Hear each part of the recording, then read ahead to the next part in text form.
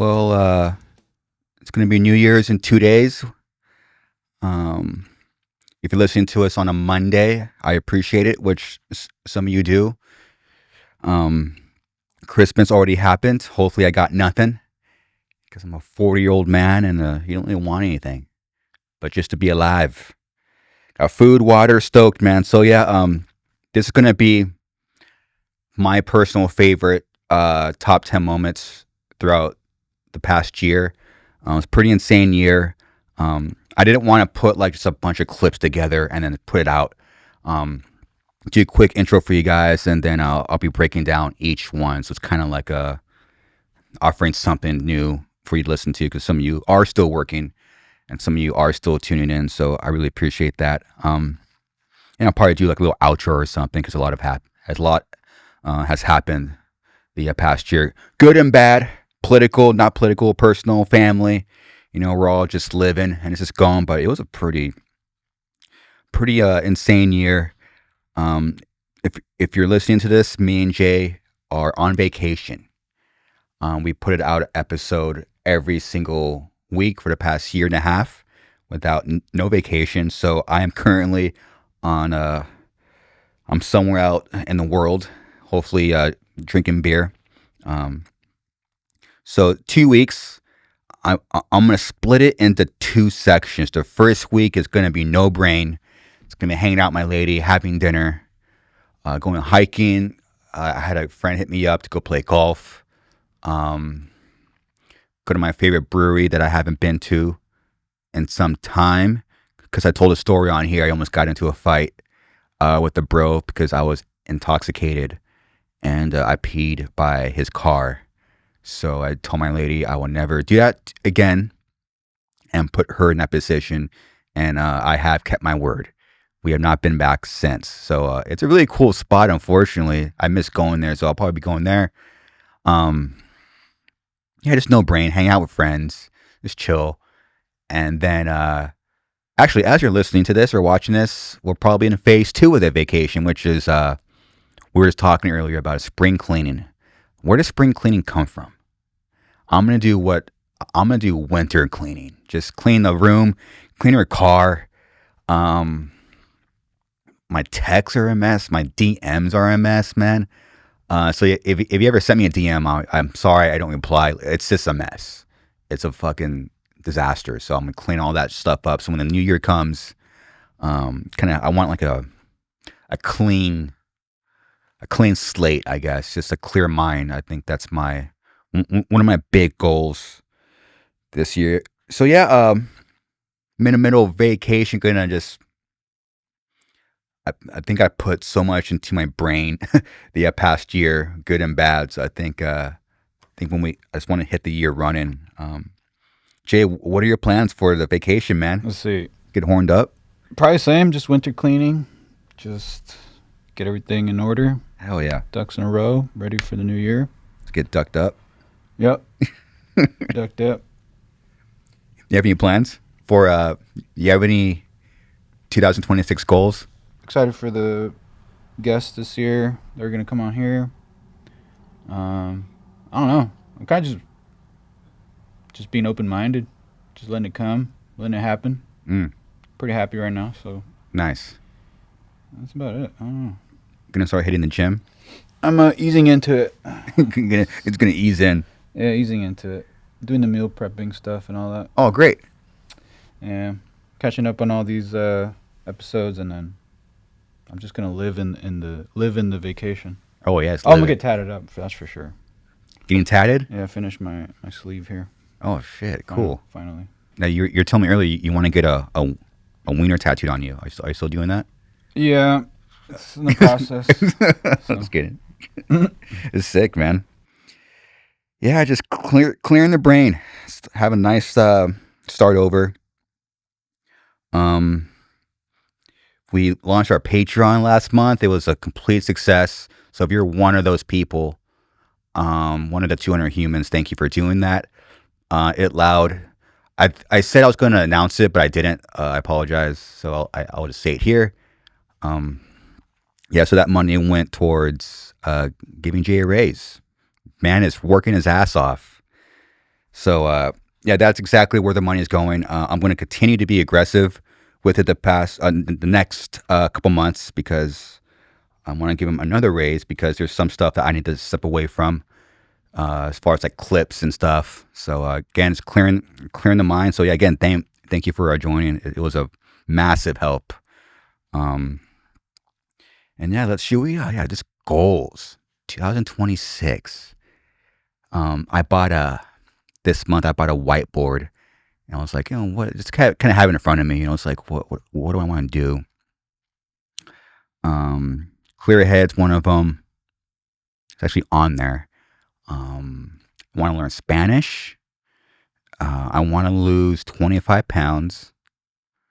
Um, I want to get a warehouse for the podcast. That's been the big.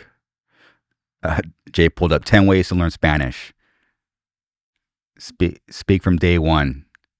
Study through immersion. Oh yeah, I've been. I mean, we're in SoCal, so now I just literally been looking up at signs and trying to read them because I mean, a lot of shit's in Spanish. Once you start like noticing around here, like like a lot of stuff is in Spanish. I learned how to say caliente. It's hot. It's caliente. So yeah, want to learn a new language, and my theory is, and this could be I could be a complete idiot, but my theory is if I learn Spanish, that'll turn on my brain to where I could speak English better. That's backed with no science whatsoever, but that's kind of my theory. What else?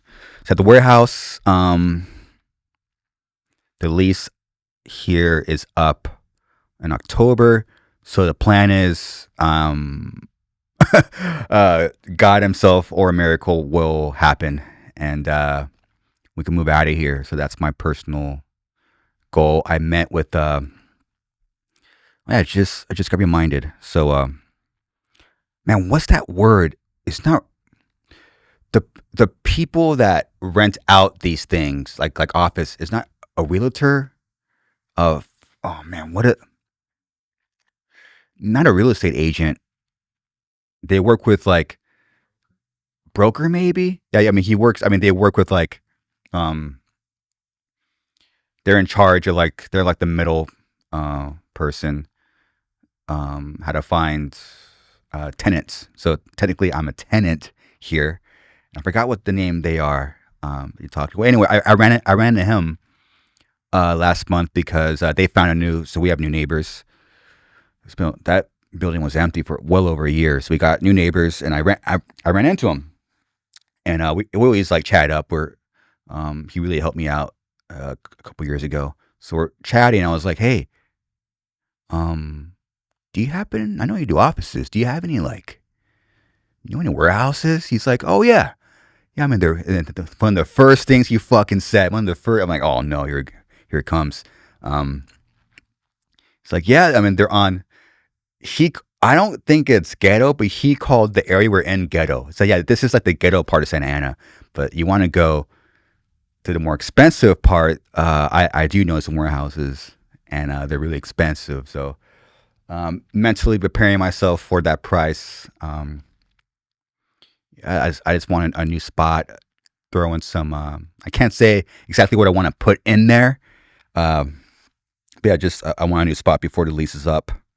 So that's like my big goal. What else? I said lose 25 pounds because I gained weight, as we all do throughout this past year, especially. Got a lot more gray hairs. That's okay. I should have my whiteboard in front of me. But yeah, just freaking, you know what, dude? Just stay horned up. Just stay horned up throughout the whole year. So yeah, I think we should I'll do a little outro too. Leave you guys with something cool. And so yeah, my top moments, my top 10 moments of this crazy thing. I was sitting here yesterday. Life is just fast, man. I'm 40 years old. I keep saying it, but I'm like, I just been thinking like, where is it? Where's the time gone? Like, I remember, um, I remember 20 years ago, man, 2025, we were gearing up to become like a full time touring band, and no worry in the world. This was 20 years ago. No worries, no bills, no life. um, and yeah, I was working at the hospital. You know, I was cleaning blood off the instruments. If you're not aware, and just fucking working at the hospital, man. A child, as a kid, and yeah, turning down the promotion to start touring full time. That was 20 years ago, man. Like, that's just I don't even know how you word that. Flew by. It was just it was nothing. A lot of cool shit happened. A lot of dreams came true. A lot of tragedy. A lot of heartbreak, breakups. Getting a new relationship. Rebuilding. This thing started. A lot of that. That's crazy. So even like let alone just reflect on this past year. I'm like, damn, we talked to a lot of people. A lot that's a lot of hours, dude. It's a lot of hours just chatting with guests, and I learned a lot. And I definitely got grateful yesterday. I'm like, damn, I learned a lot, had a lot of fun, and so our first one, let's go into it, man. The first, and I'm also this is no in no particular order because they're all my favorites for different reasons, and there's a lot of moments that didn't even make it. You're talking hours of conversation, but the second the second guest for January in 2025 was PeelingFlesh, and that just started everything. That really they Soto and Jason, their guitar players, came in here and really just they were themselves. This dudes from Oklahoma just smoking the vape. Their whole band was here. They were smoking, and it was like they were themselves, and it really helped the vibe, and it made my job a lot easier. And they were the third guest to bring their guitars, and something just clicked. Something just clicked, and about 5 months before, I've already went into this, but yeah, 5 months before in July, I mentally quit. Came back in August, just fucking ready to rip, and then they were just once this podcast happened, it was a different thing. This became what it's still becoming on the past 12 months. Man, that was crazy. This was almost a year ago, man. This was 11 months ago. Jeez, man. And yeah, my I guess the moment that a lot of people know is, Jade does such a great job editing the social media stuff. It's when they were playing the riffs for what's the song called? It's why I wrote it here. The Fucking. That's a song name from episode 159, and they just went into it, and I don't know. I don't know. D, their singer, I asked him to roll me a conservative blunt, something that won't ruin the podcast, but makes me a little bit paranoid. Because don't knock me out, but give me something that's gonna make me think that I'm breathing. And they started going. It felt right. I don't know. It's something just told me. I don't know. Something told me. Just fucking spark it up, dude. It sounded so fucking sick, dude. And their tone is like, it's perfect for them. And I've seen them a few times since then. And like, damn, this is fucking heavy, dude. When like it's going through like the PA and the whole band's going, it sounds really good. So yeah, I just want to shout out Soto and Jason, and thank you for coming down here and just being yourselves riffing, and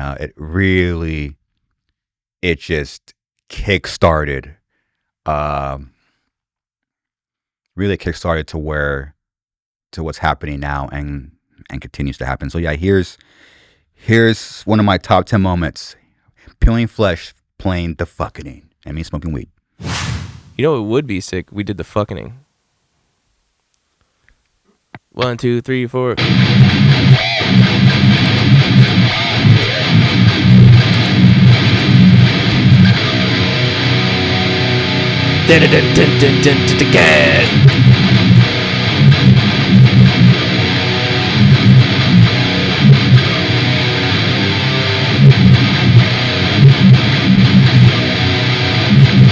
It's a little fast. Yeah, there we go.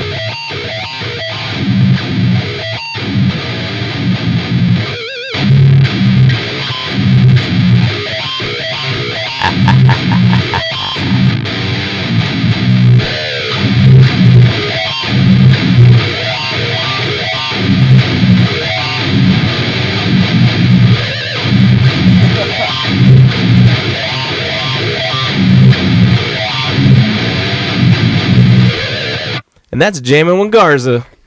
Appreciate that. Yeah. Man, I was in the band. Man, holy crap. I was in there. Man. Are you coming to the show tonight? Yeah, of course I am. What the fuck are you doing? Hell yeah. What the hell? That's what's up, bro. I didn't know you were actually coming to the show. Oh, of course, man. I thought you had like business work and stuff. No, to do. dude. I'm Business work and stuff. No, working chill here. Yeah, and that was PeelingFlesh. I guess I should have talked about this earlier, but yeah, I was really inspired. Again, I was talking earlier. There's so many moments I couldn't put on here because I want this to be short and it's just action packed. And we had little Darky in here, and when to go, it's our second longest podcast. It's almost 4 hours, and I saw him. He had a notebook with him and a pen. I was like, what kind of pen is that? And he had a fountain pen. And right around there, I was just finishing a book about time. It's boring. I'm sorry. I'm gonna just run through this, but yeah, I finished a book about time management and say there's a section there like get a fountain pen and a nice journal. I was like, okay, I did that. So it's right when I saw him in person. I saw the fountain pen. So I did that. I got a nice journal. I got a fountain pen, and fountain pens are freaking cool, man. They're really nice. You gotta have to like focus when you're writing. So it's just nice to kind of look down in a nice journal and see all my fountain pen notes. So shout out to little Darky. Thank you for the inspiration. But our second moment is Vogg, the guitar player for Decapitated. One of the best guitar players in the death metal genre. I mean, that dude is a legend and very humble. And I remember, one of the most legendary riffs is that intro. That's Spheres of Madness intro. That dun, dun, dun, dun, dun. If you don't know that song, your ass better call somebody, because that's one of the most legendary death metal riffs of all time. It's iconic, and I told him that he was very humble, and I don't think he realized that, which is really cool. And something that I like doing, which I don't think a lot of people like, but it's just my personal interest. Like they were involved in an accident that would eventually and sad. When we're thinking about it, would eventually kill his brother, and it's not like I enjoy doing it, bringing up terrible memories of a guest, but it's just something that I'm just interested in. So yeah, I was looking back at the moment, and I remember like I was looking at my face and his face during this part, and I was like, oh, he knew what I was about to ask, and I could see it in his face. He was preparing himself to go there, and I'm very gracious that and he described the moment of the van driving to the next show, crashing into a truck which would had tree logs, like massive logs, like tree trunks, and it will eventually crash to the van and kill his brother. And it was I remember sitting here like it was just a moment. I was like, damn. And that's still, I look back at this year at that moment. It was really fucking sad, man. But that's what the podcast is. It was like going from like playing such a sick riff to that. It's like that's what this thing is. Like that's exactly what I want to do. That's what I'm interested in and curious about. So enough for me. Check out the sick ass riff from Vogg from Decapitated, episode 167. I want to learn the riff for Spheres of Madness. Like that first riff, I was listening to it. I'm like, I can't hear the pattern. Yeah. What's that? What's that pattern? So main riff goes like that.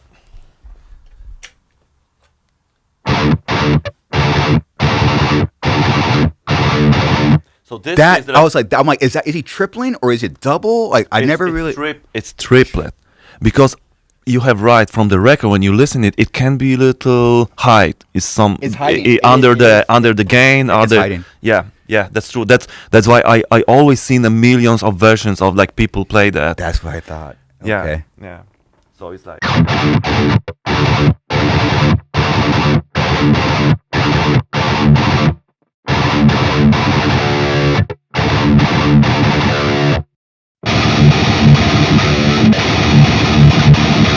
Yeah.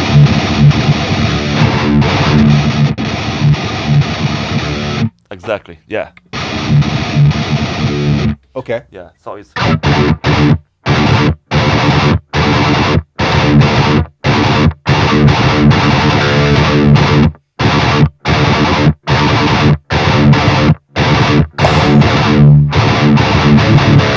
Okay. So the first time is a double, but the second time is the triple.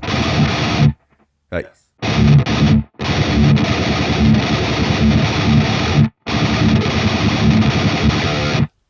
That's it's kind of a crazy pattern. So double and triple. And I remember when I created this song.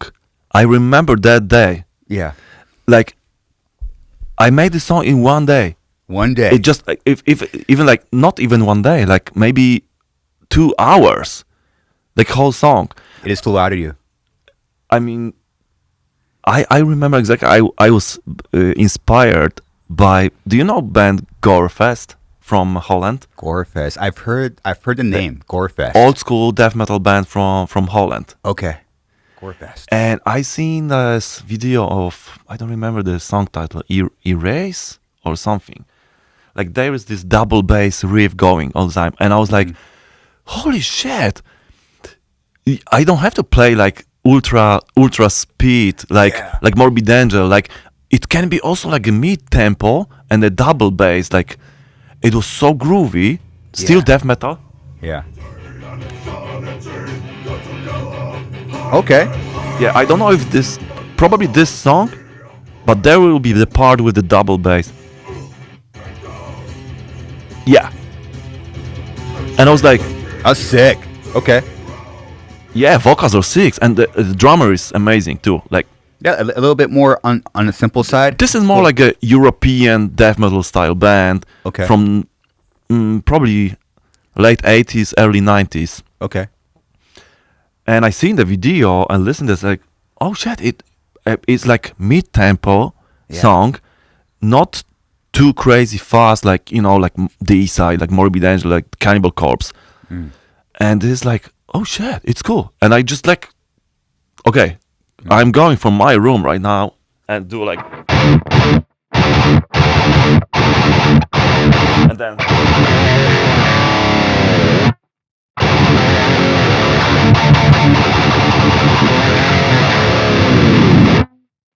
You will never guess from, because there's this part with whammy bar going down on the verse part. You will never guess from where I was inspired by that.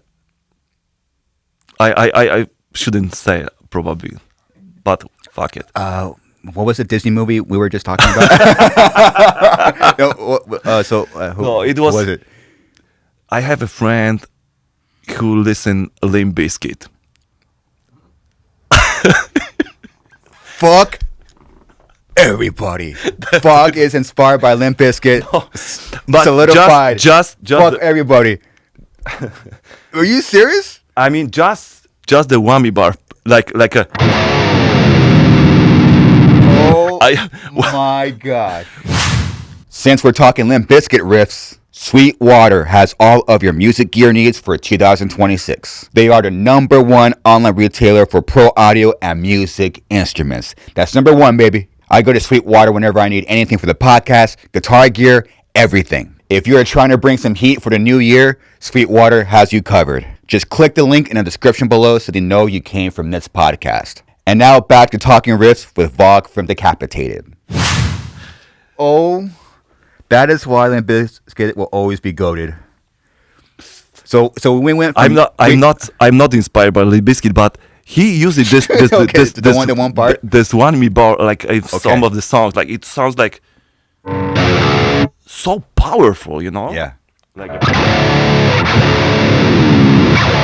oh yeah. Like it's a cool trick. I mean, like it's just simple thing, right? Okay, so we went from Gorefest to Limp Bizkit. Now why? So what? So what inspired the next riff? That's the really the next insane one. riff. Yeah. That's like the crazy. This is probably my thing. There we go.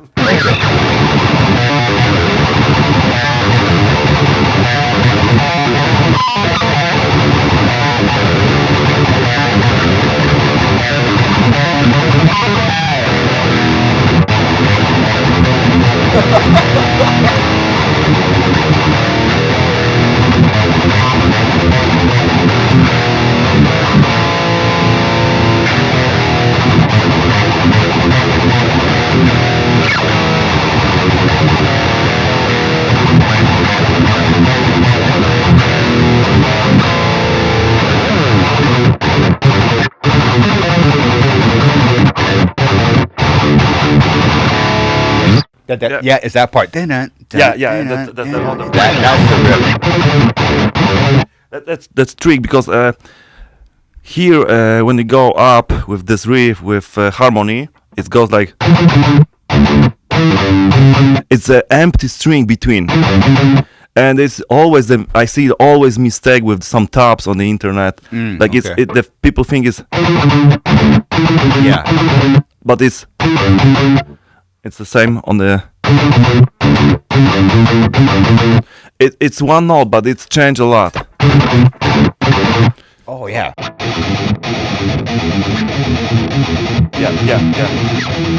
Yeah, exactly.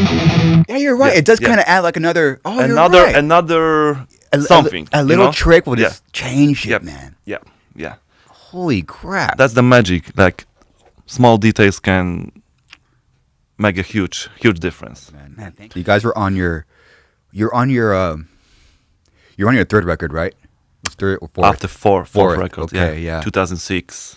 So you guys are touring in a van, right? And you had did you have a driver? We have a driver. Yeah, that is a Russian or Belarus driver from this agency. They made this tour. We've been in Russia, and we've been driving van just before last show. It's supposed to be last show on the tour. Last show, and it's crazy because the promoter said like you don't have to do that show because it's a long way. There's not many people, so if you will cancel that show, it's okay. And we've been, of course, like this young ambition dudes, like, no, we're gonna sell a few T-shirts, we're gonna play. And then it happened, after like 2 hours drive or something. What time was it? Summer, I don't remember exactly, about like 12 or 1. p.m. Oh, so it's during the day. during the day. So you guys are all awake? Yeah. What? If you don't mind, what happened? That was we've been rushing because that was a long way, and I think driver was like over speed, so he wanted to just like take faster the other cars, and that was a truck with the wood, like with the like long pieces of trees. Trunks, tree trunks. So we smash with this truck, and the wood goes inside the van. Oh. Yeah, and hit a few people, hit Vitek in head, and yeah. I'm sorry, man. Yeah, it was probably the worst. It's the worst memory I have. That's a nightmare, man. It was a nightmare. And he was 23, right? 23. 20. Yeah. Like, he's a kid. If you are 23, you feel already adult, but it's not like that. He was a kid. Great personality, great brother, amazing musician. He just became a father. His daughter right now, she's like 20 or 21. She started a medical university. She will be a doctor. Yeah, he will be proud. All right, I'm gonna do my best to bring the vibe back up. Such a sad story, man. But my next favorite moment is it would end up being the longest pod that we have, so I'm very gracious for his time. But it was with Robb Flynn, episode 171. Talked to Robb Flynn for 4 hours. It was a fucking journey, man. So I had my selfish questions, and what really kind of inspired the 4 hour thing was, it doesn't happen often, but I could only do so much research. I mean, I could only do so much. But when the guest is down to dance, it really makes my job like, oh shit, it's a dance. And I could really feel like the energy in the room, and they're willing to kind of go deep. And so after I asked my selfish questions about their nu metal era, I was like, oh shit, like, well, like, I don't know, we're an hour and a half in. We haven't even talked about anything. Like, I can't end it now. Like, I mean, so I was like, all right. I remember in my head, I'm like, oh, strap in. We're going for a long time. I already asked all my questions, and I can't just stop here. I mean, we haven't even talked. We're not even a quarter of the way through his career. And yet they put out this nu metal record called The Burning Red. And that was a record I was a fan of, especially with the era. It was recorded by Ross Robinson. It was super sick. And again, you just don't know. I mean, all you have as a fan is you just have these records that you're attached to, just because you like the music, you like the lyrics, etc. But then, man, sometimes they have a backstory, and this was one of them. So yeah, I was asking him questions about the Ross Robinson era. I mean, recording that record, I guess he was dealing with like some childhood trauma, and recording the song naked and all this stuff. And it was, again, like just something I'm curious about, something I'm interested in. It was a very dark moment of the podcast and throughout the year, but it was something that just stuck with me, that, oh, this is like why, I mean, this is what I enjoy doing. So that moment, that dark moment of him talking about one of my favorite records, this is really cool to sit here and be a fan and just kind of really hear one of the many stories of the origin of where like nu metal came from, which is my personal favorite. So a shout out to Robb Flynn, episode 171. Hopefully you enjoyed this this story of the Burning Red. I get sober. I was like, I got to get sober. Like, I've been partying so fucking hard writing this record and doing blow, and now I'm doing fucking speed, and I'm trying, like, I'm kind of going down like this. I'm a bit of a mess, and I'm kind of constantly hungover. And like, granted, it got some great vocal performances on the record because I was just like constant like cigarette, vodka throat, rasp, and actually the next morning after that crazy speed night, I wake up and I read all my lyrics, and I'm like, oh my God, like it's just the most childish fucking dumbass shit, and I'm just like, hashtag fail, like total fucking fail. And so then I'm like, I'm gonna straighten out and really try and just dig, just sift through the bile and the fucking open up that scar and just fucking sift through it. And I did, and I wrote the lyrics, and when I went back to Indigo, I wrote the lyrics there, and I went into the vocal booth to sing it, and I just took off all my clothes, and I got completely naked. I've never told this story, but I got completely naked, and I just turned out all the fucking lights in the thing, and I just said, press play. And I said, I probably got about three in me here that I can sing, like 3 times. And I did it. I did it 3 times. And then on the last time, I completely just broke down, like just crying and screaming, like just screaming, like primal scream therapy. And when I was done, I just curled up on the floor in a ball, and I laid there for like 2 hours and just cried, and just like I was dead. Like I just stared at the fucking wall for 2 hours. And Adam, my bass player at the time, came in, and he sat next to me. I kind of sat behind me, just laid there, and I just laid there for then. And I got up, and I went, and there was a bench outside, and there was a bench that was like, there was like an avocado tree field like in the front area of the studio, and there was just a bench, and I just went and I sat on that bench and like looked out at the ocean for like another 2 hours, and it was nighttime and fucking cold, and I just didn't care. I just did it. And when I came back in, the song The Burning Red wasn't written at that point, and I just picked up a guitar, and I sat in the living room, and it was really late by that time, like everybody had gone to bed, and I just wrote the song The Burning Red. And I wrote the whole, like all the chords and the music, and I started like fucking around with the melody, and the next day I sang The Burning Red. Wow. Thank you for sharing that, Rob. Appreciate that, man. That's cool. Yeah, it's just, as fans, we just don't know. All we hear is like this like record.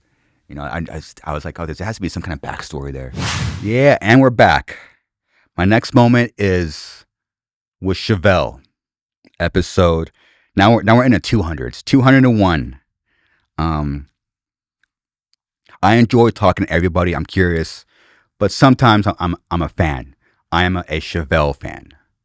I'm a nu metal guy. So once I heard they were doing it, and then I never believe something's gonna happen until they're sitting here, until their asses are connected to the couch. I don't believe it but yeah, everything worked out.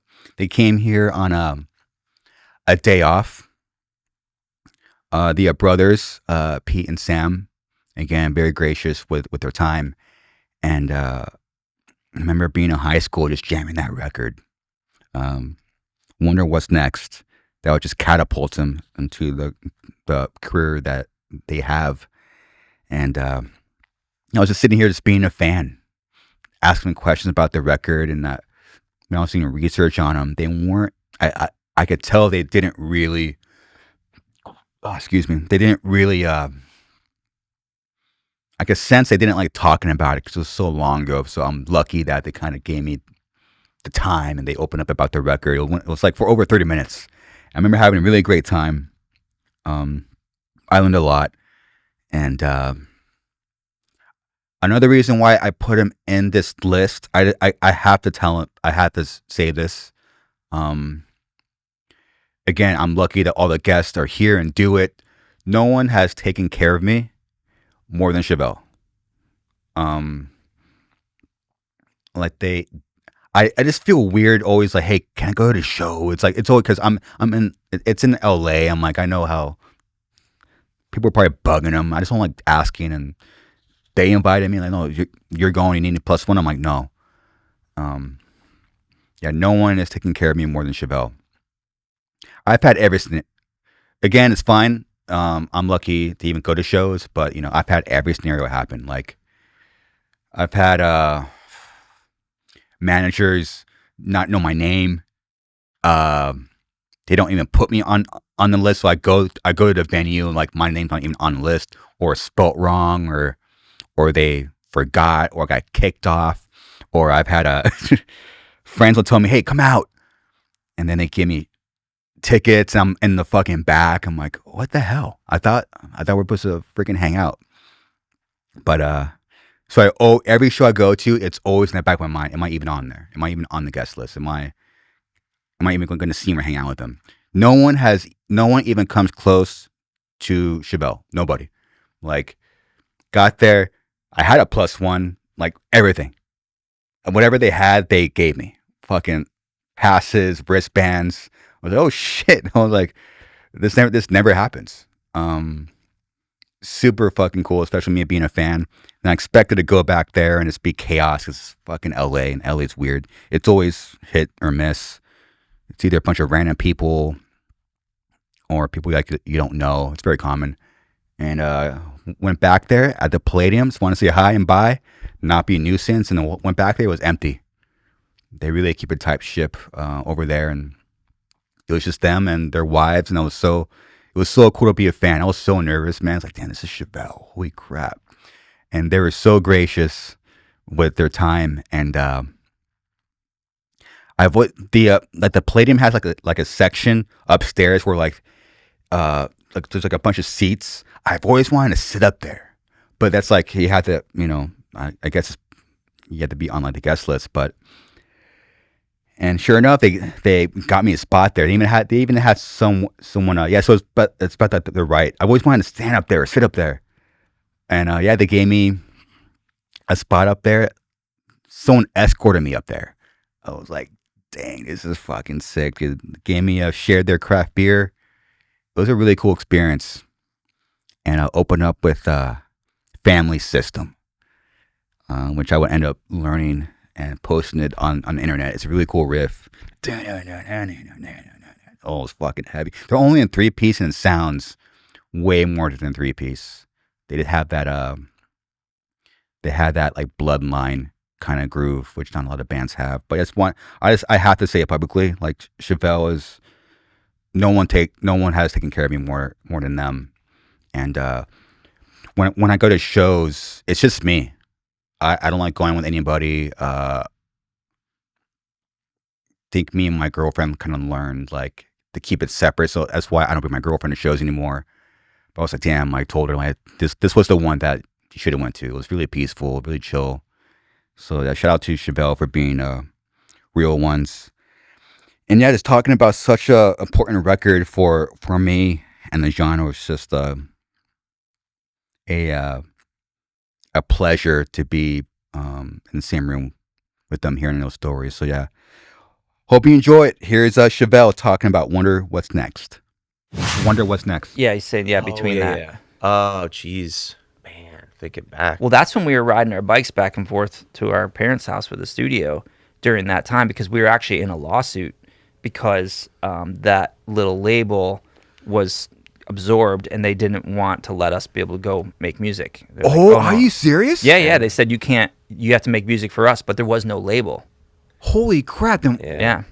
So our attorney, Nick Ferrara, started the whole thing because, at the end of the day, it's just a negotiation. So you ended up having to give that little label, not even that little label, whatever their parent label was called at the time, we ended up having to give them points on our next 2 records, which were Wonder What's Next and This Type of Thinking. Yeah. And in order to get out of that. So, wow. Yeah, so they still make a bunch of money from that. They get paid from it.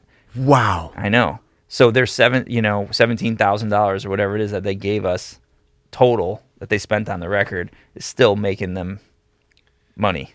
Yeah. Who knows how much? I don't even want to know. That would be heartbreaking. It's a multi-platinum record. Both of them. Oh, I'm so sorry. Yeah.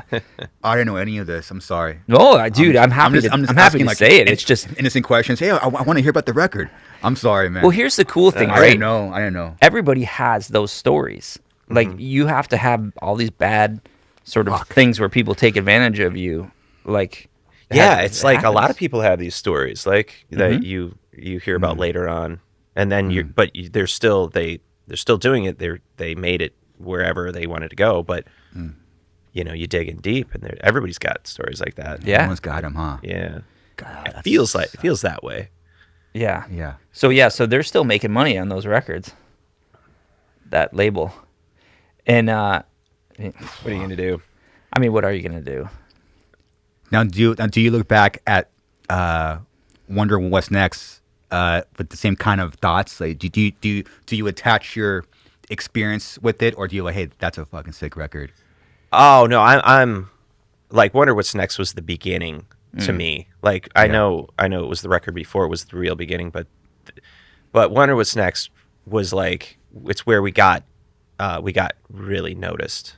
I mean, that was to me that was like our beginning because the struggle to make that record was real. We were up in Canada, and we learned a lot again. I know people love the Red, but for me, I was listening to like Closure, Yeah. you know, and Comfortable Liar. I was like, so those are my personal jams. Oh man, Comfortable But- Liar is going nice. through a thing right now too. You remember writing that riff? It was actually written before all the Wonder What's Next stuff. Trying to remember back then. I just remember we added an 808 to it because we, you know, Oh, wait, we love Korn. Yeah. So we so were it like, hit right at the top, huh? Boom. Yeah. I was like, I was even funny today. I was like, is that 808? Yeah. yes. Okay, Yes, that's cool. dude. Yeah. Because, yeah, man, we just, Did you guys have like? Was there like a? Did you guys talk about those songs prior? Like, was there any like expectations or anything, or were you guys just writing another batch of songs, or what was anything? no, man, we were clueless, just trying to rock out, man. Yeah. Really? That's it? Yeah. I mean, like, I wish I could tell you some grand story about it, but it's just like you're just going. You're just trying shit. So when you're doing like the clean riff or like Closure, you're not thinking about anything. It's just like, oh, it's a pretty cool song, and then you and Sam jam it. Oh, it's a cool song. Well, This is- I will tell you one thing about that record, and this is about the Red. So we did demos for Wonder What's Next, and we played them for Bill McGathy, our manager at the time, and Rose was with us as well. But they were about to go through a divorce. Yeah. So he goes, I don't hear any singles. I need some smack my ass kind of shit, like for the radio. Yeah, because Puddle of Mud was coming out. What the Yeah. fuck? So I went back. That's crazy. Yeah, I went back and I wrote. This is true. The Red came from that, and I wrote the Red because I was like, all right, fuck you, I'm gonna do it, and it's gonna, this is gonna be for us because whatever. Let's see what's possible. Yeah. So I went and recorded the track in Canada. We were up there for 2.5 months. It was awful, but we got great material out of it. We got that record out of it because live and learn. But we play the Red for Bill when he comes back. We come back and he goes, "Yeah, I don't really get it. I don't think it should be on the album." our manager. Like, this is the single we wrote for you. And Rose was like, "Fuck you, Bill. What do you know?" and then I go to some other people and they're like, "Oh, dude, it's going on the record. Like you know, Great. Yeah.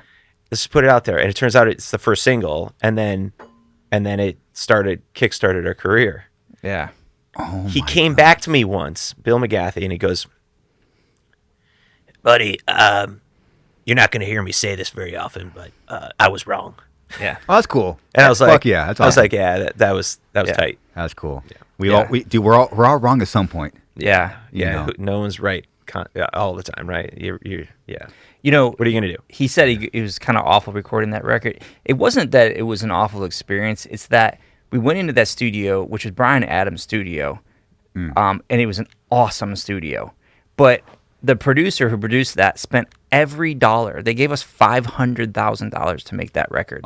To a Garth? Yeah. Yeah. Yeah. And he spent $500,000, and we didn't Yeah. know any better. So Yeah. we spent all the money. We Yeah. got nothing. Just thought for that's that what album. you do, like, because we Yeah. weren't looking at the the bills, Yeah. like the receipts and shit. We should have.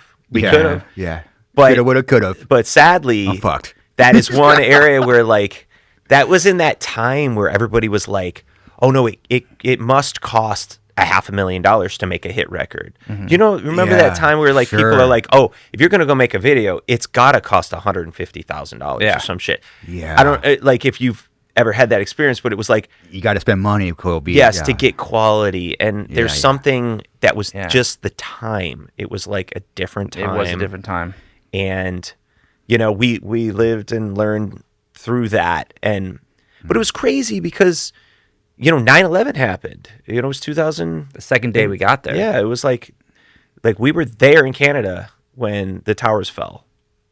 So that's how we started the record. Oh shit. Yeah. So it was like already on this like sad place, like this level. Yeah. And It was a downer. Of course it was. I mean, so that was something you had to kind of like work through. well, there was all this uncertainty too, because Garth would be like, "You guys aren't going to be able to go back to the U.S. for years.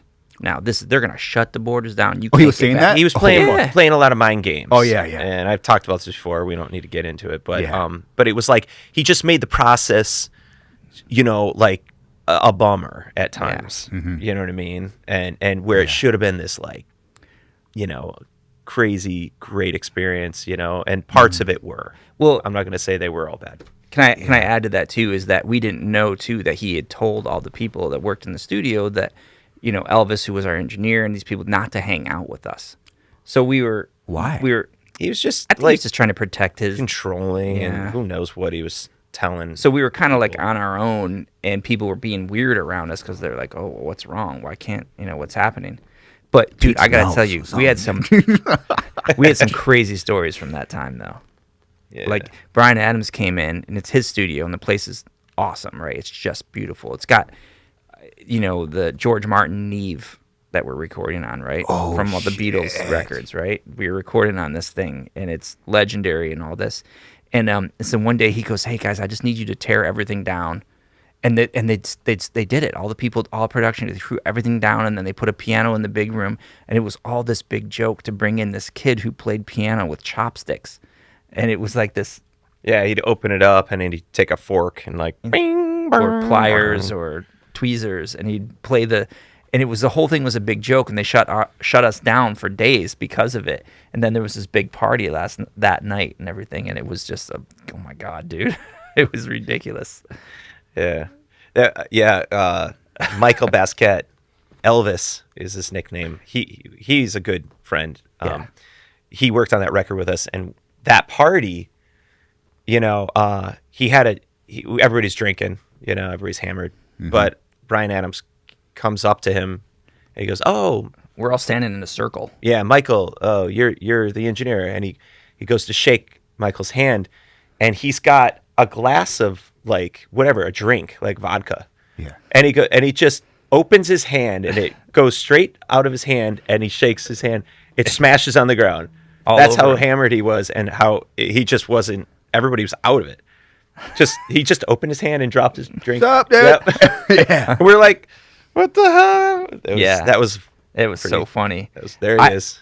Yeah, he made that a lot of good stuff out of that whole experience, because Garth would whatever say something, and then he'd leave, and Michael would be like, "We got this. Yeah, We're gonna like- get this." And he would work with Pete, and because he really is a great musician, and so he was. Yeah, we he had was- good experiences. Yeah, really did. He ended up doing this type of thinking and Venus Era with us after that, which is great. He's a good dude. Man, so over 2 months up there, huh? Yeah, dude. And I remember Fuck. we finished that album, and we fucking left in the middle of the night. we secretly left. Him. It was just me and Pete. We were by ourselves, and we had the van. We were, let's just fucking go. Really? Let's just do it. Like we're done, right? Yeah, we're we're done, and we just loaded up, and we got in, and we drove, and we were in like Montana the next day, and Bill called us, and he's like, "Where the fuck did you go? Why the fuck did you leave the studio?" He was screaming at us. I was like, "Who is this?" Was it done? I mean, that was it. Oh, It was done. That's all we you did. just fucking took off, It was dude. done. We were Oh, done shit. with it. Yeah, we just need to get out of there. Yeah, it had been 9 weeks or 10 weeks or 11, whatever it was, and we were like, Yeah. let's just go. Yeah, welcome back. We got to talk about the riff, one of the most iconic riffs ever. Especially growing up. This next section is with Deron Miller, formerly the guitar player and singer of CKY, which he's best known as, and again, just gracious with his time. Some of these personalities don't really know what you're gonna get. It's like, is it gonna be open? Is it gonna be reserved?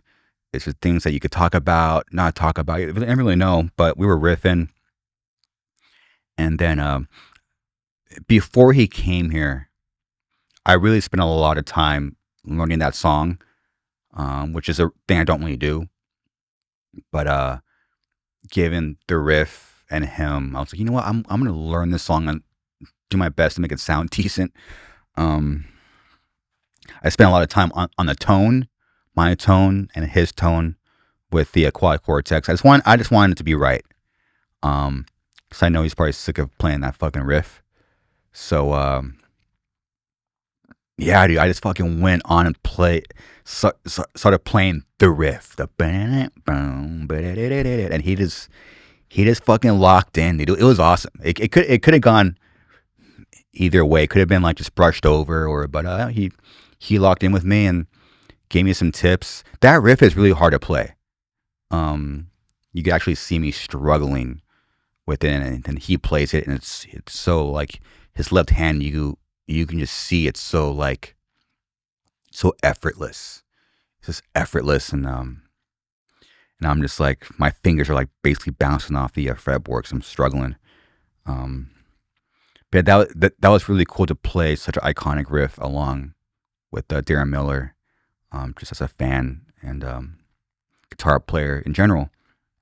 And when I was doing research on him, I came across this song, which this probably is going to get us demonetized, but I don't care.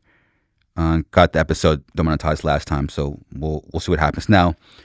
But I came across this song, "Close Yet Far." I forgot what record it's off of, but it's a cleaner song, like dun dun dun. I forgot what song. It came out in 2002. Oh yeah, "Infiltrate, Destroy, Rebuild" came out in 2002. I came across this song. I'm like, what is this song? It's a beautiful song. It's just a fucking beautiful. It's more like the clean side. There's like, he was doing like some weird finger picking in it, and like the lyrics are really heartfelt. The lyrics, "Who said that I wasn't right?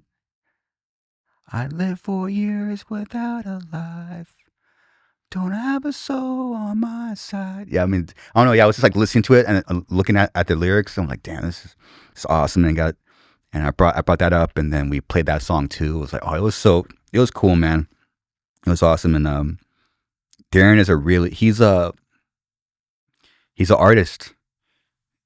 I look at guys like that, you're just artists, man, and a legend. So yeah, this is from episode 188. When I see these numbers, dude, it's a trip. Episode 188. Hopefully you enjoyed this riffing with Deron Miller.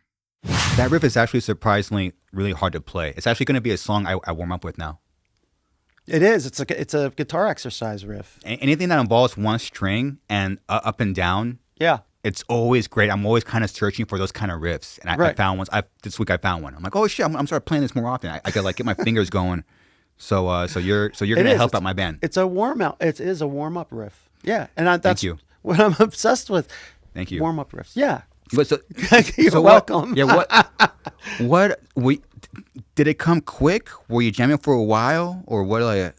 Or did you have like a section you just built out? It probably just came along as normal riffs do. Any riff. It probably just started out as like.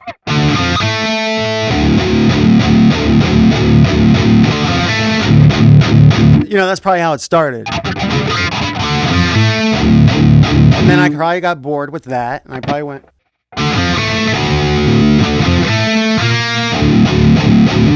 And then by the end of the day,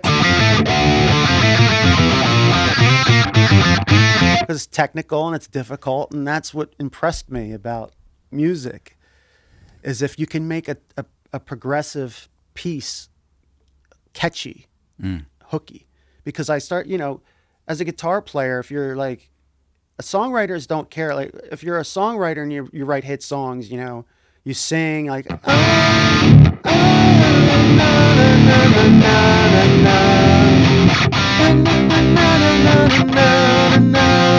but I was more about, let's make the music catchy and worry about the words later. The vocal line would come later, and the lyrics last. But yeah. It's a hard riff, dude. Right? Yeah.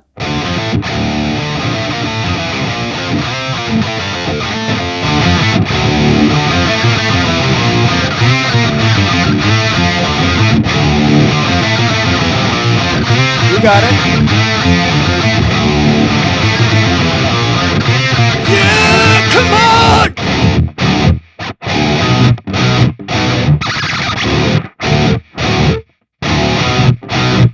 With my perceptions in the mix, down 20 miles through the sticks to the cloudy town of Hillview, population 96. I don't know if you want to go all the way through this. And the forward and the night, all the strangers pass it through, and where the rules just don't apply.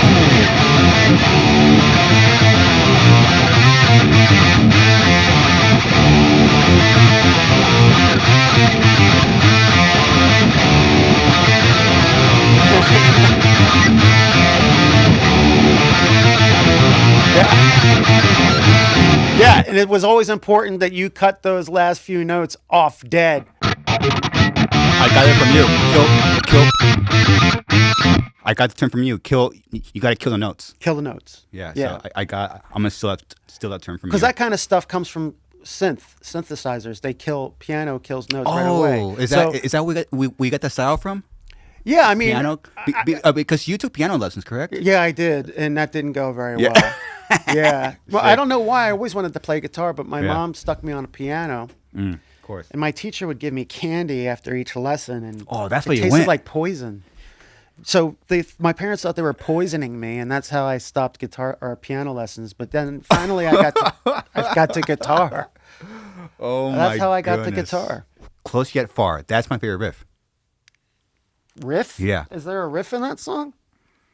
You mean the guitar work? Yeah. I think I know what you're talking about.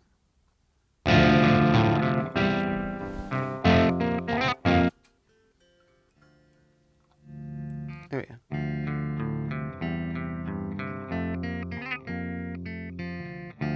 I love that riff, dude. Really? You think? To me, it's just part of a good song. It's interesting you call it a riff. That's not. I guess it's a riff.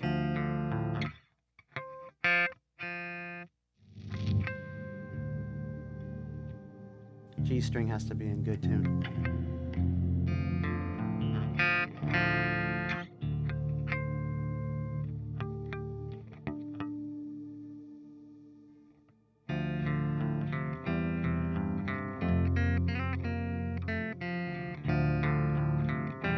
There you go.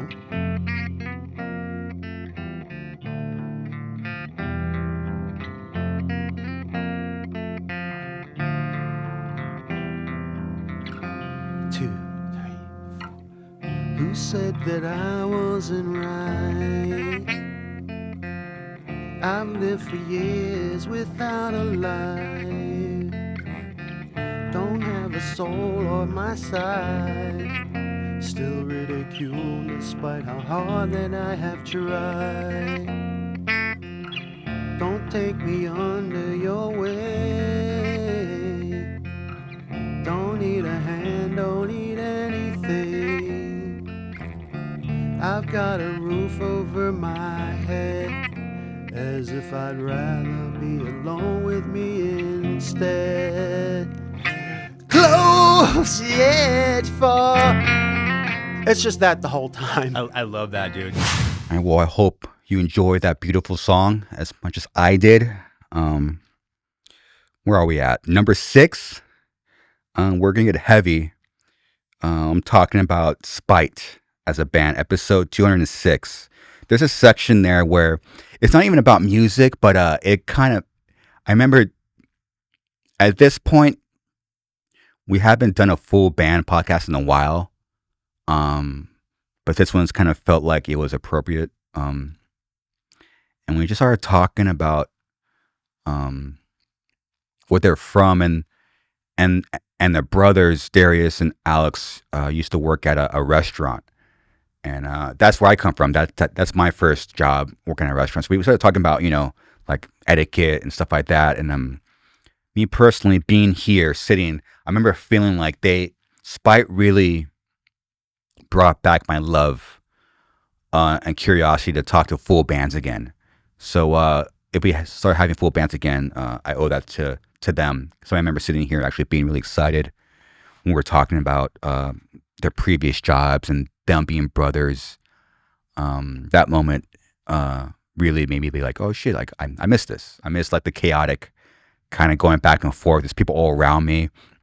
I gotta navigate 4 human voices just going into my fucking eardrum and trying to make it sound presentable for all you. So that was really cool. And they just dropped a new record, and I remember listening to the record and being excited for them because I could hear the experimenting, and it's always fun and exciting as an artist when you're experimenting, because that kind of will give you some ideas for the future. So I'm really curious what Spite's going to be doing with their next one. So yeah, hopefully you enjoyed this moment with Spite, episode 206. Did you take him to the salad restaurant? Oh, dude. Many that's times. awesome. Yeah, I miss it. Many times. Yeah. Just for people that don't know, my family has run a like a salad soup sandwich. What is it? Like, because it's a salad restaurant. it's like What's it's a like salad health restaurant? food. It is, but we also do like specialty homemade desserts and pastas and all that stuff Homemade too. desserts. But Yeah. we've been Horned up. That's been a business for us for like probably going up on 20 years almost now. 20 years. Okay. Almost. And my mom is still there every day working, and Wow. we worked there for so many years, man. Like you Yeah. know, just trying to pave our way and make the money we could to do our shit. You know? No, while we were playing music too, I think that was a big part of our life, working Yeah. in the restaurant. Man, Yeah. I think, like some countries do like mandatory like military service. Like I feel like You're the saying you're- U.S. should do mandatory like food customer service Of for a couple course. of years for every Agreed. for every Oh, yeah. person, so they can get an idea what it's like to be in that position. And Darius, you're really like taking the words. I don't know. You're already doing it. I'm just you'd I'm be a just gonna lot sit nicer to people. here. I'm Yeah. just here to you that's fucking for talk. sure. It's true, man. Like, you gotta work. It's somewhere in food, and then you guys and then this is always a test. Okay, like if you're at a restaurant and you're leaving, do you always like stack like the plates perfectly, put them in like the corner, Yeah. wipe the Clean the, Yeah, clean the you're doing all table, nice make little sure it's etiquette like things. everybody's going the the extra fucking mile. same, dude. yeah. Yeah. And then you Everybody also gets know that. when someone is being a dickhead behind, like, working behind the counter. You're like, you could be much better than this, you asshole. I know what it's like to be a dick. Yeah, like, come on, man. Yeah. Dude. You know? Yeah. You get No, both just I think sides. it more than anything, it like teaches you have to do stuff you don't want to do sometimes, and Oh, of like course. show face even though it's like Yeah. it's hard. Like those are all important things as you get older, I guess. So Yeah. We washing dishes or? What's Oh, we were just on the front Lesson? line. So like the restaurant's line? designed in a way where the people are making the food in front of the customers. Oh, got it. Yeah, it's like a line display Oh, kind yeah. of thing. Yeah. So we were making the food and bringing it to the tables, bringing it back to the back kitchen and everything. So it was just like everything pretty much. So you're dealing directly with the customer. Oh yeah. Very much so. Okay, got it. Yeah, for sure. I can think do you that. know, I you can think do that. like working. If your parents are like the owners, right? Yeah. You think, oh, you know, you probably get special treatment, right? You know what I'm saying? I'm like, no. Like, you're the guys They go they harder. send in when shit hits the mean, fan, bro. You always have to be there, and they hold you free to the food, high but yeah. standard, you know? So, yeah. But oh my god, man, what a time. Yeah. It's always the same way in the band too. It's like you would sometimes think like, oh, like maybe they're like extra nice to each other versus us because like, you know, they're brothers, but like it's the other way where it's like totally. if one of them fucks up the way they talk to each other, they would never talk to us. You know, like we're just like we're gonna stay out of this one. They go fucking deep, dude. You guys. It doesn't happen Oh, yeah. often. They get along. Really Everyone well, is held accountable. Yeah, okay? Facts. That's right. You guys being brother, you guys probably like think about like the time like you were fighting over that like Godzilla toy during Christmas. Godzilla. It's so funny you say that Yeah. because like we actually fought over a dinosaur toy. It was Godzilla, dude. Right? He had the big one. That's neither crying, was yours. fighting. It was one of us had the bigger one. One of us got the small one. I couldn't remember. One of us was pissed. Who? So who bit who? yeah. He was always louder than I was, that's for sure. So I can believe that he was probably the one that complained about it. Nice. Yeah. Here Come we on, go. dude. It's starting. Yeah. I'm not getting into this. Oh no. You want to start something now? I'm bringing up the child the childhood trauma. Yeah. And Spike was born. That's right. And you're the youngest, Darius? I'm the younger of us. Yeah. But I have a younger brother. Okay. And we have an older sister too. Yeah, right smack in the middle. Yeah. Oh, yeah. Hell yeah. Middle dude. child type shit. But we've been doing it together since we were kids from the beginning. We've always done every musical endeavor together, and so we got some good roots. Yeah. Yeah. Yeah, you guys had the bloodline. And we're back. to talk about the Bog. Drew and said, great guys. I know them for a while. Their tone is just, I remember being so fucking horned up, dude, when they started playing. And one of the big investments of the podcast was this big ass mixer. And that kind of allowed us to have like a new, like, we got like this new like earphone amps right here, and you can actually adjust. So before us, everyone had one mix, but with these, everyone can have their own mix. So when they started playing, dude, I guess I got to give backstory here. I was able to like mix them, so I had them like panned. And they do this crazy thing with like an octave lower as their bass tone. It's like this weird, but it works for them. And I had it mixed in my ear in a way where they were like panned, but the bass was in the middle. And when they started grooving, oh, excuse me, I had too much coffee. And in my headphones, I always say this, I wish people could hear what I hear in my headphones. It sounded so fucking killer. I was like, wow, dude. It's my favorite way, and here's my little backstory, a little quick sidebar. My favorite way to hear music is when we're doing a record and we're tracking bass. That's my favorite process because the mix is raw. The tones are raw. Everything, it's not mixed, but the way the songs sound, especially with no vocals, I can't put a word to it. It's just, that's when the music sounds the best, and no one gets to hear that. It's just like it's a way, just like the flatness of like a studio speaker. It's very honest, and then you're not playing. I'm listening to the bass. So the bass is loud. I love bass, but the closest I can get to that feeling and sound is with this. When a band sounds really good and I haven't mixed in my headphones, I'm like, oh, this is like just that raw fucking chug, dude. It sounds so killer. And the Bog has a very unique tone. And I was like, damn, I was just horned up. I was horned up, and they just dropped a new record, and something happens every once in a while because we have a new guest every single week.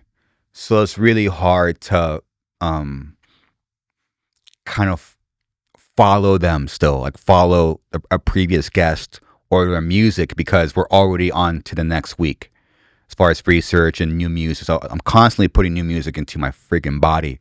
But, every once in a while, something sticks. The Bog was one of them.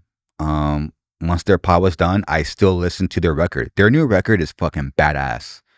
I think it's a Hideous Aftermath is the name of the record. I'm still jamming that record. Fucking sounds awesome. What other guests like that? I'm still jamming the Bog. I'm still jamming Little Darky. I got into Little Darky. I'm still jamming his stuff. I'm still jamming. Oh shit, I can't say that because that podcast is not out yet. I'm still jamming a future guest, but our Patreon members know. When we had Robb Flynn, I started jamming From This Day a lot. We had Chris Barnes. I was jamming Old Cannibal, Old 6 Feet Under's classic death metal songs. Chevelle, I was jamming that record. Like I'm still jamming that record. I was learning their songs on guitar. So yeah, every once in a while, like something sticks hard. Like even like when the podcast is over, I need to move on. I still go back to like those records. The Bog was one of them, and I told him this. I'm really curious. I'm really curious what's gonna happen to that band and that record, because the record had a how do you even say it? such like a unique sound to them. And I saw the show that night, and it was unbelievable. It sounded fucking sick. I can't even tell that there's no bass player. Like somehow there's like a sonically it's there. I was like, damn, how are they even fucking doing that? Incredible. But yeah, this shit's fucking heavy. So hopefully you enjoy. Also, Blast, I almost forgot. So we played heavy parts, and also throughout the record, there's like some vibey riffs in there. Like we call them open riffs. Just kind of like during the bridge, like kind of like get like the next part ready. And those sounded sick in my headphones too. Like, damn, it's super vibey. But yeah, anyway, enough for me. Here's the Bog playing some heavy ass shit for you. All right, 1, 2, 3, 4.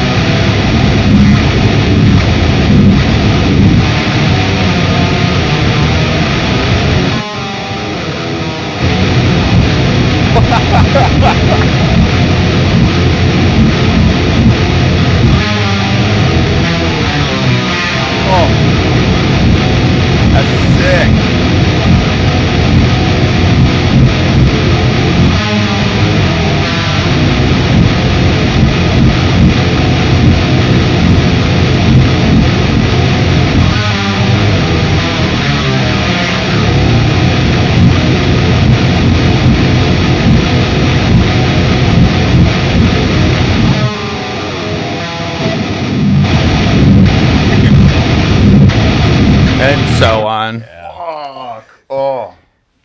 We love that I am song. just maxed, horned up right now. Yeah. Oh, wow.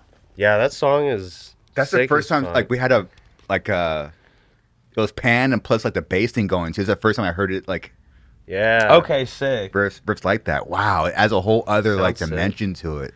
For sure. We actually wrote The Fuck, first, we the wrote first the- half of that song like 2 years ago. 2.5 years ago, yeah. And Excuse me. we kind of forgot we had it until we were like halfway through writing, and I was like, yo, we have this song. Forgot you had a single?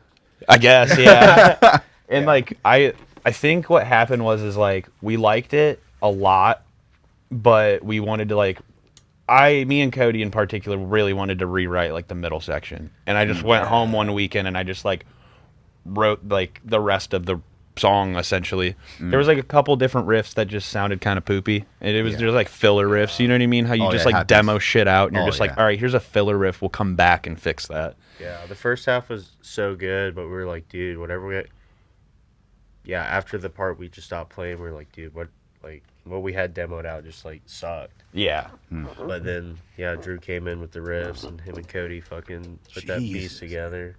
Dude, that fucking that trim riff you have in that song is like so fucked. All right, let me get my sweaty fingers ready. 1, 2, 3, 4.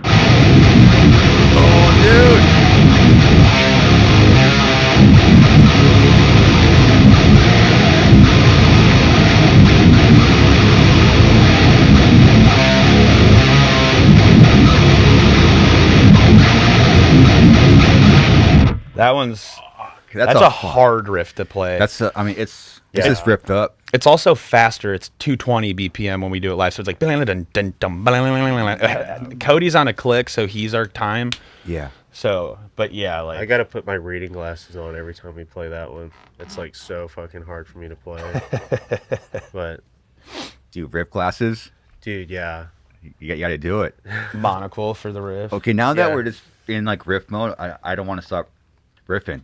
Oh, you want to do that one from Rotted real quick? Yeah, Oh, let's dude. do Oh, it. dude. Yeah. 1, 2, 3, 4.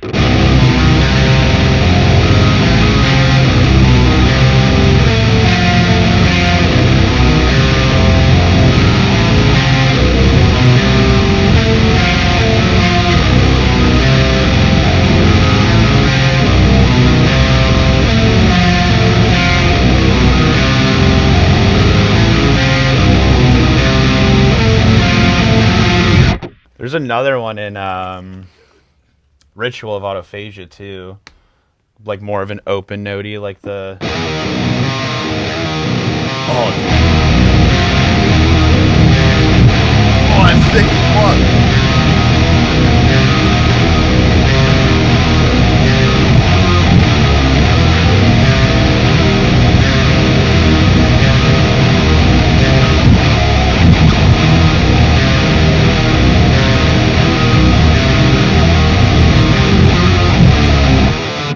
Yeah. Yeah, we Oh my goodness. me and Drew really are into like bands like Immolation, Ulcerate, what's some other ones? Neurosis, Sumac. Sumac. Really like moody, dark, weird riffs. So like there's riffs like that kind of all over the record, which I'm super stoked about because that's like me and Drew's shit for real. Like we love the scary, weird, ominous, you know, atonal, weird shit. Gorguts, Dude, yeah. you know, shit like that. That's like all right up our alley. So I think a big thing with me and Said too is like we love melody and we love like softer music and like Yeah. all this shit. So like we love post metal too because like Neurosis and Sumac and all these things because they're melodic but evil sounding. And I think we wanted to incorporate a lot more of that to our band. You know, like our foot, like finding our footing in like Sanguisugabogg and like Devin and Cody were like, go do whatever the hell you want. You know what I mean? Kind of, they were like, if it sounds sick, we're going to do it. You know what I mean? And that like felt really good because it really let me and Said just like, not saying they were control freaks or anything at all, but like me and Said writing like basically 50-50 of the guitar parts on this record. It's like, it was really awesome to find our footing and find like we are like, I guess circling back to what we were talking about earlier, just helped us find our footing and like put our stamp on it. Yeah. Yeah. And we're back. Number 8. Moment number 8. Again, these numbers are fucking crazy, man. From episode 209, pretty recent, with Despised Icon, Alex and Eric. They've been, obviously, all of you have requested. I've keep seeing the name pop up, and when I found out they were going to be in town, I was excited to find out they were down and it was going to happen.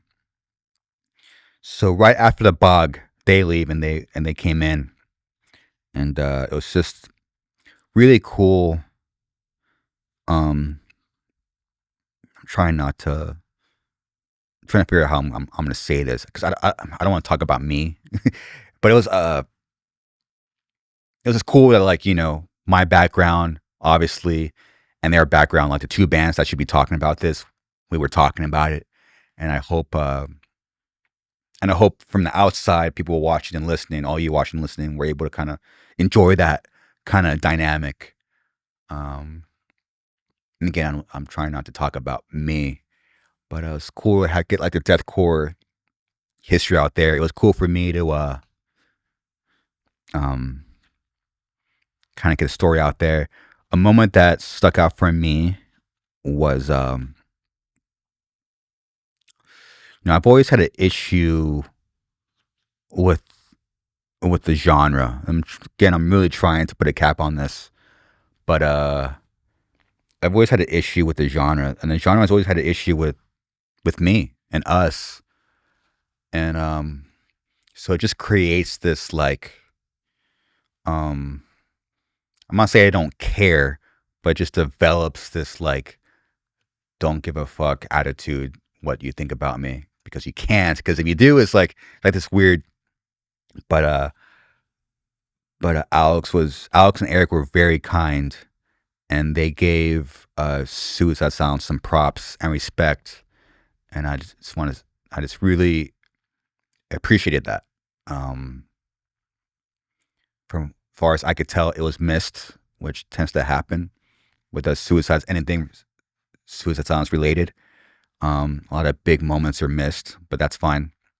It's not why I do this. But I can't describe the feeling I had in my heart when they were talking about me and talking about the band. And I was like, oh, it's a respect. Unfortunately, I can never put into words that I don't get or the band does not get. So it's really hard to talk about this stuff because it's very insider baseball. But so I really appreciate Alex and Eric for being real and for being OGs and legends in the deathcore genre. So hopefully you enjoy this moment between me and the Despised Icon. You've covered this in the past on speaking with other guests. When did it all start? Yeah. A lot of people say antagony. For me, it's more like, I would credit us as well. Still staying humble. Yes. We were there very early on. For me, East Coast is definitely the Red Chord and Despised Icon, and then the West Coast for me is definitely All Shall Perish. All Shall Perish and us. We were, the first bands that were doing like touring on a national level, but before there was like an organized deathcore scene or at least genre. Yeah. Sure. So we would tour with Morbid Angel, or we would tour with Deicide, and so on and so forth. And getting shit. But Garza, it's one thing to say these things, but then I have to give you credit because Despised has never been the big band, Like Suicide Silence showed up, Job for a Cowboy showed up, and you guys owned that shit, and you brought it to a whole other level. Yeah. And you guys, we took a long ass break. We broke up for 5 years. We've been back for 10. But we play like 20 shows a year. But you guys have just been consistent. Dropping these timeless records and putting in the work and touring. And so I don't think a lot of people give us props, but I have to give props to Suicide Silence because you guys fucking killed it, man, and you still are, And my theory is, Garza, that you're working on something right now. And I feel like there's going to be something that's going to drop. I don't know if it's next year, but with the resurgence right now and people being nostalgic of the early sound, I credit Suicide Silence to that early sound. And back then, I feel like every band, they weren't trying to be Despised Icon. They were trying to be Suicide Silence, And I'm sort of seeing that now. And with all due respect, a lot of sick bands out there, we talk a lot about the old, but I got to give credit to the new up and coming bands that are killing it, So shout out to them. But I'm sure you're working on something, man. Of course. So we've been talking, and we're your guests, but please enlighten me. What's going on? Can you reveal anything? How are the boys? How's Mark doing? Damn. Oh my God. I guess okay. I'll start with it didn't really hit me until you guys were talking. It didn't hit me, but I guess respect isn't the right word, but I don't know. Like I realized also when you get older, you naturally just don't care what people think, and I could kind of come off as harsh to other bands in our genre, and even fans. I get it. To them, they love the records, but I've been pretty kind of like an asshole with the deathcore term, only out of necessity. But I guess it didn't really hit me until right now, where it means the most coming from you guys, and I really appreciate what you guys just said. It's cool. People just try to like hold on to like the term, and you guys freely have given us credit, and I truly appreciate it. I never knew it really mattered from you guys. So I mean, thanks. it's sincere. It's just common sense to me, man. Thank you. So just had to mention it. That summer we released Ills a Modern Man, and you guys released The Cleansing, and Job for Cowboy released what's it called, Genesis. Genesis. Yeah, we were on tour for like 4 months straight. We did the tour with Redcord, and then we hop on the Job for Cowboy tour, and then with you guys on the Cleansing tour. Non-stop. And I think that's the summer of deathcore. That's right there. That's 07. All right, this is a this is a unique one. This is from Eddie Berg. They're from a Swedish. I wouldn't even know what you would call them. It's not metalcore, or maybe it's in the same umbrella. I don't even know what metalcore is anymore. It's like everything. From Imminence. They're from Sweden. So Eddie Berg. I was curious about him because he's obviously a singer, but also a violin player. It's very unique. And once I found out they were doing it, they drove here on a day off, which I really appreciate. And I had this idea. Hey, we should we should jam somehow. We should do like a fucking violin riff, and I'll come in. So Eddie, I really appreciate his courage to kind of freestyle with me. And I'm not sure if people realize this, but I didn't have a riff.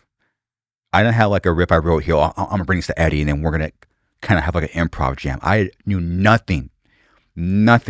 And for better or for worse, sometimes it works, sometimes it doesn't. But there's a magic sometimes of not knowing what you're gonna do that I am obsessed with. And this particular moment, it worked. Where, hey, let's freestyle, let's improv. And I had no idea what the hell I was going to do, and I have never ever jammed with a violin player in my fucking life. So, luckily, the magic happened, and I remember I hit this open E chord, and I remember in my ears it was just fucking. It sounded like, oh no, it just sounded fucking beautiful, man. You just invoked a whole other emotion. I actually been super lore. I've been trying to put violins in Suicide songs for a long time, and I remember bringing the idea to the producer, which is why I'm very. And that's a whole other subject I can't get into. But the guy's not seeing it, and me being able to play and it landing was dude, this is sick.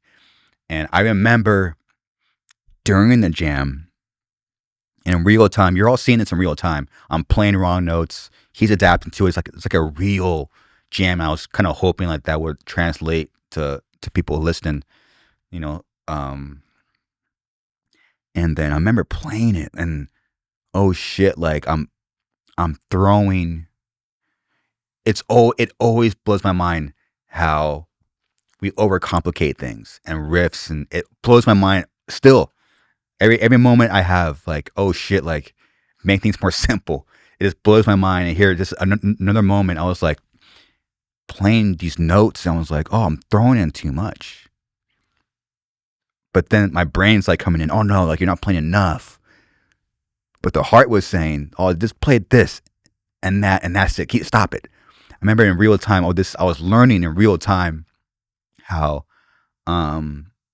I'm throwing in too many notes, and it's ruining the section from happening. So that was a nice, really cool learning experience, learning moment, and hopefully something that I could apply in the future.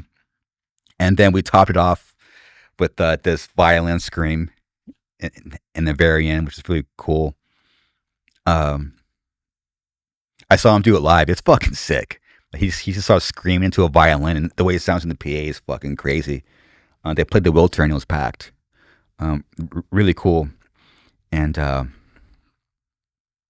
haven't done it in a while, but with Suicide Silence, we'll be like driving to the next show, middle of nowhere on some freeway, who knows, going who knows where, and we'll just be hammered, and I'll start like these like screaming matches, just really high pitched like scream, and that's what I did on the violin. So that's where I got that from. it was really fun. But yeah, shout out to Eddie. Thank you for helping me become a better songwriter. So hopefully you enjoy this violin jam.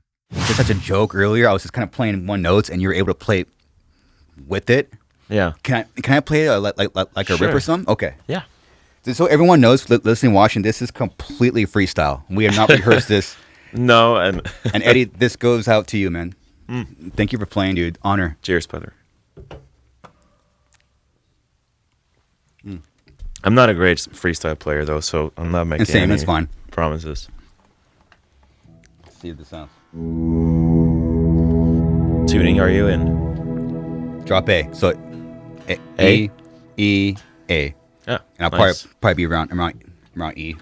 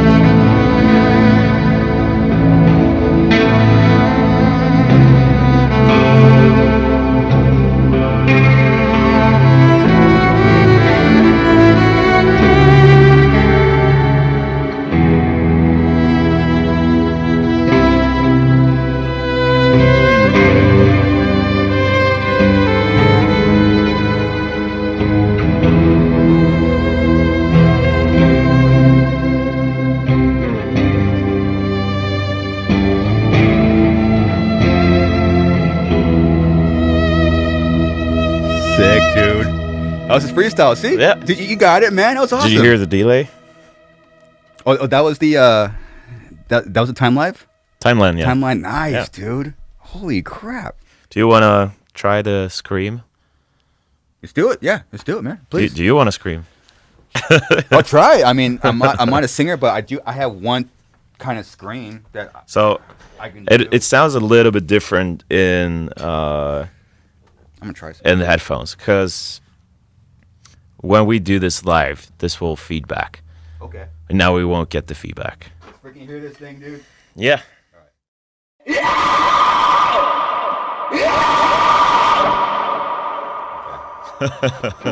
Warning, I've done it a couple times. I have one tone. That's all I got. Yeah, you're good. Sure? You're good. Yeah. You guys, I might show you up. So like that? Yeah.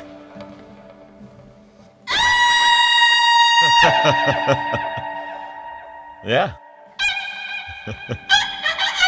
I thought you were gonna grow, man.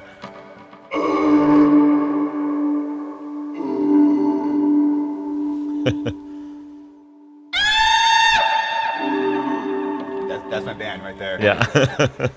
Holy moly. Okay, we're at the last one. Oh my gosh.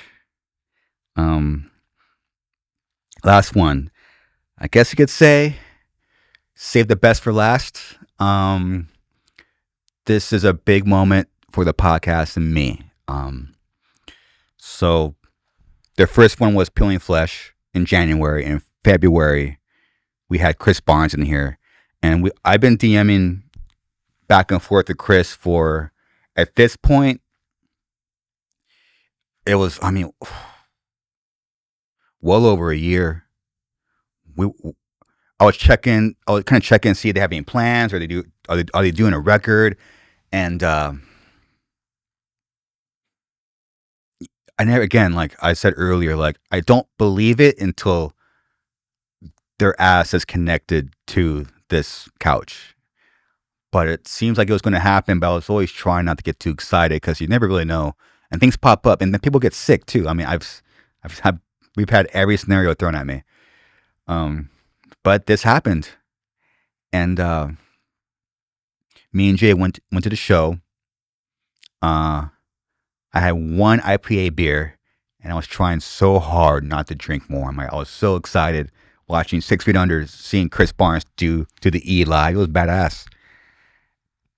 Like, and people were stoked too, and like, cause he wanted to do a late pod. So this was the first time we're doing a podcast after a show. So it's late. Normally I would be in bed sleeping, but he's a night guy. So I had one beer. They were done. He texted me, I'm ready to go. I'm like, holy shit, this is fucking happening. Me and Jay get in a car and get him, and we're driving back here. I'm like, holy shit, dude, this is gonna happen. This is gonna fucking happen, man. And already, like, we're not even on the freeway yet. He's already talking about stories from the 80s. I'm like, damn, this is fucking crazy. Walked in here, fucking turn on the coffee pot. All right, I'm about to do. That's just how life works. Like, I'm about to do the most important thing for the podcast, and it's late as fuck, and I'm tired of shit. That's just life. But that's why we have caffeine. And just because it was him, I thought it would be a funny dynamic if it's him and I'm wearing the corn tracksuit. It was kind of, I wanted that like dynamic to be there. But straight up, I did a lot of research. A lot. I really wanted to get his story out there. I talked about this before already, so I can't get too far into it. I don't want to repeat myself, but I took it very fucking personal. I just hate when I'm getting horned up. I started seeing like the hit pieces on him, like people making YouTube videos about him that don't even fucking know him. Like, I took that very personal. I was like, all right, I'm gonna get like the real Chris Barnes. I'm gonna get the human side of him out, because what people are posting about him is not true. So yeah, I took it very personal, and I'm honored that he kind of chose this to open up, and it was so the moment was when he started talking about writing lyrics. I'm like, damn, he's talking about we can't even say the words, stripped, graped, and strangled. One of my favorite death metal songs of all time. Like, man, he's talking about writing that song. It was like so cool. You know, it's being a fan and like it's me hearing it. It's really fucking cool. And I do my best with this fucking thing. I swing, but sometimes, I've had awkward podcasts, but this one was very, which is why there's a fucking ambulance going by right now. There's Chris Barnes was the stars aligned. Everything I've been trying to do the past, at that point, it was like 3 years. It finally, as far as like the show, as far as like the flow, the feeling, the information, the vibe, it all landed. I was like, oh shit, it worked. My crazy idea is working. Chris Barnes was the first guest. Like, oh, what? It felt like a real fucking podcast, and so he really gave me that first feeling. Oh shit, like this is what I've been trying to do, and failing that constantly, but it's working. He kind of showed me like the light. Hey, keep doing it. Like, it's working. Like, and then it transcended hanging out with them. It just transcended a podcast. It transcended the conversation. Something happened, and I don't know what it is. Something special happened, and this is why I'm kind of putting like the end of it. That's why I'm putting this at the very end, and also the moment. Once it was over, I don't know. I got emotional. I was holding back tears. It's like something happened. I don't know what it was, and it was really a special moment, and it was sick. And then fast forward, what that was 10 months ago, and as far as every guest I've had on here, we talked the most. And I never thought that like all these rumors I've heard about Chris being in high school and me believing it, and now to be in the position I'm in now, straight up, I feel so cool when he texts me. I look at my phone, holy shit, fucking Chris Barnes is texting me. I mean, he checks in.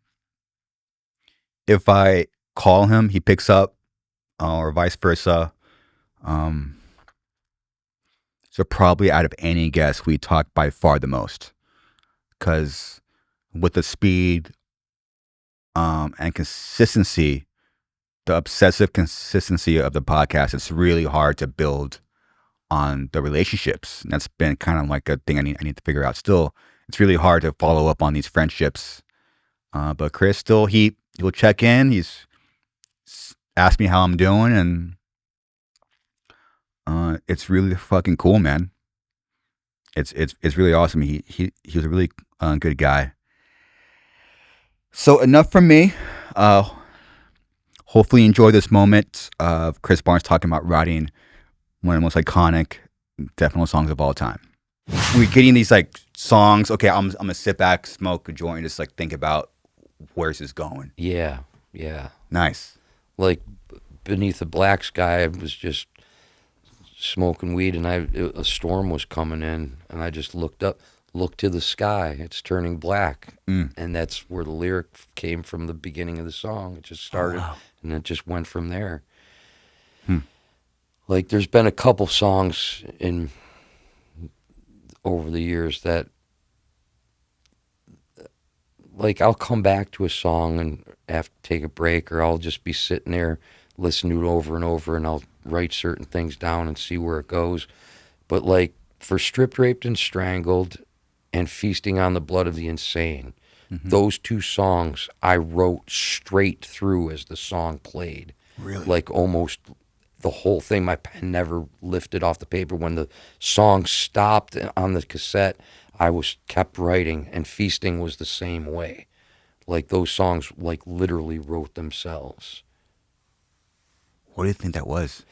Well, I'm like it's very spiritual and it's very supernatural. Like I'm not like, I think that cannabis it opens up something in your mind as far as you're an antenna. I believe in the ether, that there are ideas already formed in the ether, that songs, art, paintings, I think as an artist, you're tuned in I use cannabis. Other people have used other ways to achieve it, but I believe that these things are already there, and that if you're in tune with the ether, the universe, whatever you want to call it, that those things come to you, and you're just an antenna for those things. And I think that I just believe in that. I believe that there's a hall of records that exists, that all things are there, and it's timeless, and it's there, and you. That's why when you sit down and try to force writing something, you get writer's block. It's not the time. It's not ready to come to you, you know? It's very, to me, it's very supernatural. Like, I don't understand it either, but other people have talked about it. Yeah, I've always wondered, man. Like, there's something else. There's something else in there. Because I'm not something else in there. I want to say I'm not that smart to write the storylines that I've written, but so I don't understand it really myself, and I haven't really talked about it too much. Sometimes in my cameo videos, I'll talk about it, but dude, your cameo videos become news. That is wild, dude. You're like a good dude, man. I love you, brother. Love you too, Chris. Yeah, man. That's a great closer. All right, everyone. That's it. Later.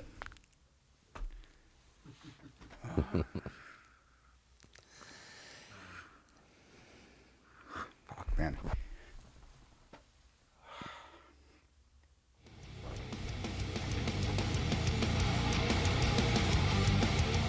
And yeah, we're hitting the outro. I wonder how long this thing's going to be. I try to make. I always try to condense it, but and it never works. But so yeah, that was my. It's a really nice journal. It's a really nice journal. Hope you enjoyed. That was my personal favorite 10 moments of 2025. It's been an insane year. I know I said it earlier from top of the podcast. I think with everything, me personally, I think all of you, I know we all kind of like poking like the news, you know, politics, and like, damn, it's kind of getting crazy out there. Me and my lady celebrated 6 years being together in November.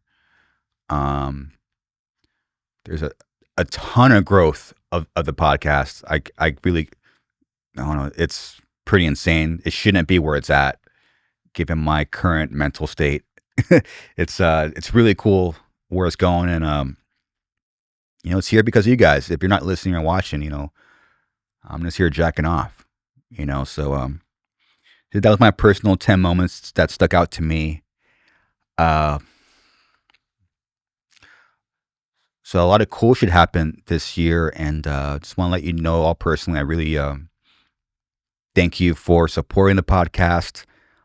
Thank you all to the 200 plus humans that signed up to our Patreon. That allowed me to give Jay a raise. It's going to allow me to probably give him another raise. And hopefully it keeps growing so I could do what I want to do with this thing. Straight up, it's going to be expensive. Just straight up. No one else in this space has the expenses that we do, but I love doing it. I love being a host. And this year, I'm definitely starting off way better than last year. A lot more organized, a lot more strategy, more horned up. Gonna have a vacation, so I'm curious how my mental state is gonna be after that. Vacation, what is that? What's a vacation? It's fucking crazy, man. I didn't want to get too into it, because I'm not there yet. Again, the vacation needs to happen. I need some more time, but yeah, I announced the hiatus of Suicide Silence. Say this for the very end for all the hardcores, as a thank you for listening and watching. But yeah, I announced the hiatus from the band. It's not mental health. I think that's I'll say that one for another podcast of what I think mental health actually is. It's just it's something that I couldn't outwork, and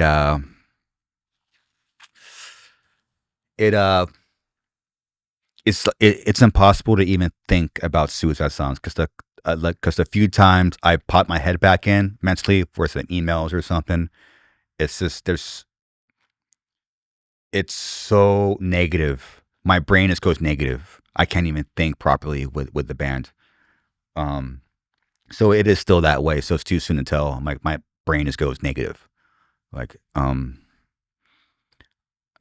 haven't been excited about a tour in I don't know how long, years. I was very excited to do the Slaughter tour. I debated on doing a show or two, but then I'll be forcing myself back in. And so it sucks that the tour that I'm most excited about, I'm not doing. It fucking sucks, but that's life. And my favorite place to tour actually is Asia. I love going to Japan, China, Thailand, Indonesia, Taiwan. I love going there. That's my favorite place to tour. And they decided to throw that on the Slaughter tour, which I found fucking stupid. But but that's life. Again, so it's all like these little things are just kind of poking at me. I'm like, I need to. I'm not even close. So I saw that, I was pretty fucking pissed. But that's life.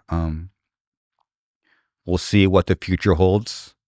Again, this is Monday, so you already had your Christmas or whatever you celebrate, and your New Year 2026 is 2 days from now. If you're hardcore jamming this on a Monday, something I noticed definitely with age is that December, when December hits, people will drive even more shitty. It's like, dude, I've been, 2 times I almost got fucking sideswiped. There's more accidents, so there's there's more police cars driving by the street. I noticed during this time. So that the holidays are weird in that sense, where it's like the holidays, but more shit happens. Everyone's in a hurry. People are over it, which I totally understand. People's guards are more down. So just be safe out there. You kind of have to have your eyes a little bit more peeled. I'm very lucky that I was more present than some of these cars. I was able to avoid some serious accidents. But we just got to get through December, and in January, people drive less shitty. But I noticed, like, damn, December's just been like, yo, people are driving like shit. So be safe out there. Don't be the shitty person out there driving either. Shit, did I miss anything, Jay? Anything that I should add? Just get horned up. Yeah, I think ready to turn the lights off here for a little bit. Oh yeah, about 2 weeks. Be back. We back. All right. Again, thank you for listening and supporting the podcast, and we will see you next year. Thanks. Later.